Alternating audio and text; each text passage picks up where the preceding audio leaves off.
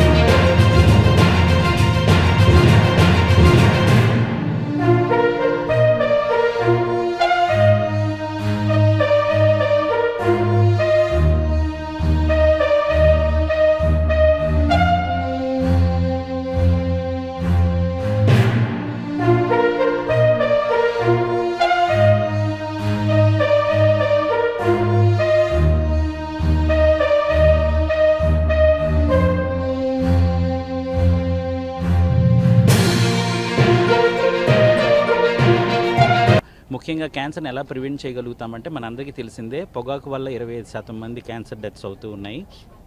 Alcohol వల్ల చాలా cancers వస్తాయి. అధిక బరువు ఉండటం వల్ల, మనం మించిన బరువు ఉండటం వల్ల కూడా క్యాన్సర్స్ వస్తాయి. అలాగే కొన్ని ఇన్ఫెక్షన్స్ వల్ల కూడా క్యాన్సర్స్ వస్తాయి. అంటే human papilloma virus, hepatitis B అని వ్యాక్సినేషన్ తీసుకుంటే ఆ క్యాన్సర్స్ నుండి కూడా మనం బాగు చేసుకోవచ్చు. సో బరువు తక్కువగా ఉండటం, యాక్టివ్ లైఫ్ స్టైల్ ఉండటం, రెగ్యులర్గా ఎక్సర్సైజ్ చేయటం, పొగాకు అలాగే ఆల్కహాల్ నుండి దూరంగా ఉండటం, వ్యాక్సిన్స్ ఇప్పించుకోవటం, వీటితో 40% క్యాన్సర్స్ నుండి మనందరం దూరంగా ఉండొచ్చు. ఇన్ఫర్మేషన్ మీడియా మిత్రుల ద్వారా ప్రజలకి, వాళ్ళ రిలేటివ్స్కి, ఫ్రెండ్స్కి అందరికీ అందజేయాలనే ఉద్దేశంతో ఈ వాక్ కండక్ట్ చేయడం మాకు చాలా సంతోషంగా ఉంది.